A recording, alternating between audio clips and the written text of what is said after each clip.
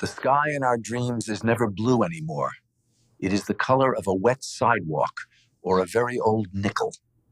If a movie character wakes up to the sound of birds chirping, the audience immediately assumes they are a clone in a simulation. We have been conditioned by a century of cinema to believe that hope is just a marketing tactic for a secret death cult. Metropolis, 1927.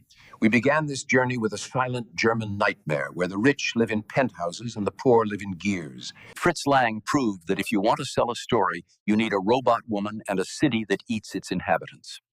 Nearly 100 years later, we are still using his blueprints because apparently we haven't found a better way to decorate than massive concrete walls and steam leaking from pipes. Then there's 1984 from 1956. A bureaucrat falls in love in a state that hates feelings. This was our first cinematic lesson in Big Brother. We watched it and said, how terrible to be watched all the time. And then we went home and bought 3 smart speakers and a doorbell. That records our neighbors' delivery drivers for sport. Why do we crave the soot and the ash? The numbers tell a story of a species that is bored of its own safety. Between 2010 and 2024, the number of dystopian movies doubled, while the total number of films only grew by 82%. We are literally outpacing our own growth with visions of our decline. The Hunger Games from 2012. This film grossed $152.5 million in its opening weekend alone. It proved that the most bankable thing in the world is watching children fight over a bag of supplies in the woods. It launched a $3.3 billion franchise that is still active in 2026. Because as long as there is an upper class and a District 12, we will keep showing up to see who gets shot with a bow and arrow. Divergent from 2014. It earned $56 million its opening weekend by telling you that society should be organized like a middle school clique. But even this bubble burst by the Divergent series, Allegiant, proving that there is such a thing as too much slop, even for an audience that loves a good crumbling skyscraper. We have a film for every flavor of the end. If you want your apocalypse with a side of irony, we have it. If you want it with a side of corporate satire, we have that too. Akira from 1988. Neo-Tokyo is destroyed by a psychic teenager in a red jacket. It taught us that the future isn't just dark, it's glowing purple. It's a world where the police have laser tanks, but the kids still can't afford a decent haircut. Blade Runner from 1982. The gold standard for the neon and rain aesthetic. It flopped at first because people weren't ready to ask, does this robot dream of sheep while I dream of my mortgage? But now, every city in 2026 looks like a Ridley Scott set, minus the flying cars and plus more annoying targeted ads. AI, artificial intelligence from 2001, a robotic boy wants to be real so his mother will love him. It's a 146-minute guilt trip that ends with the extinction of man. And yet, we consider this family entertainment. Because there's a cute teddy bear that talks in a gravelly voice. Idiocracy from 2006, a documentary that was accidentally released as a comedy. It features a future where the smartest man on Earth is a librarian from 2005 who knows how to use a period. In 2026, this film is no longer considered science fiction. It's essentially the nightly news with more colorful electrolytes. Where are the movies about the world that actually works? Where is the epic saga of the Universal Basic Income Act of 2032? The answer is simple.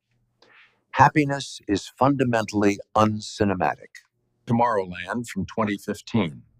Disney spent $190 million to show us a bright, shiny future. And the audience rewarded them by staying home in droves. It lost nearly $100 million because we don't want a pin. That shows us a world where everyone gets along. We want to see Dredd kicking someone off a 200-story balcony while the world below burns in a beautiful slow-motion haze. Star Trek: The Motion Picture from 1979. A world without money, where everyone explores the stars.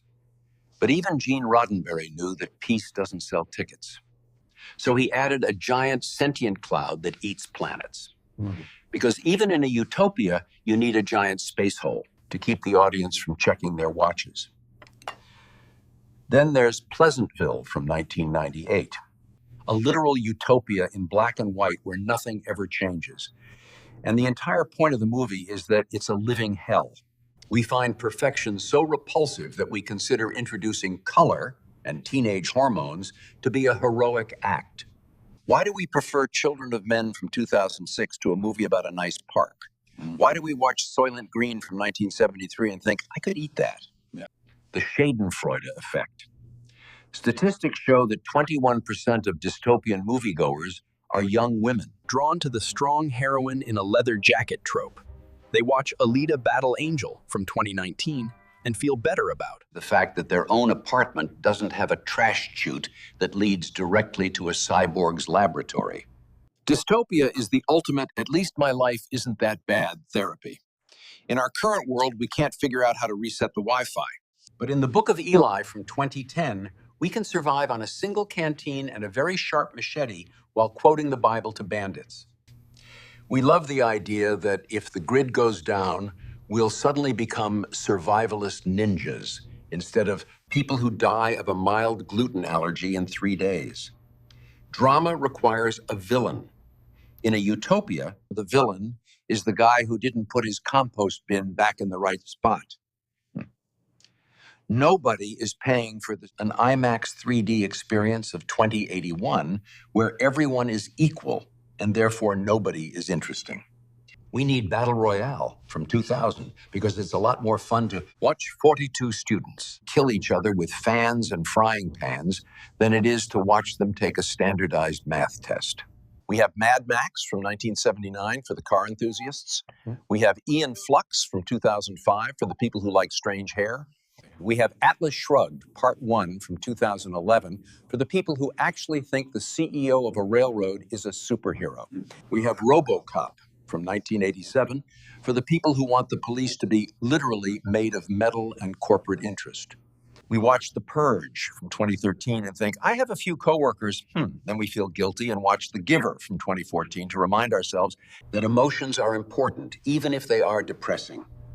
In 2026, the dystopian trend shows no signs of slowing. We are currently watching The Long Walk and The Running Man from 2025 because we haven't quite finished watching people walk and run to their deaths. We are the slot masters of our own demise. We have turned our fear of the future into a $10 billion industry. So keep your Zootopia 2 and your Wicked. Give us Civil War from 2024 and Pendatang from 2023. Show us the world in a state of unfree and unalive. Because if the future is bright, we won't know what to do with ourselves. We'd rather be eating bugs in a basement with Hobo with a Shotgun from 2011 than living in a world where the trains are always on time. After all, a utopia is just a dystopia with better lighting. And the industry knows the lighting is much better in the dark.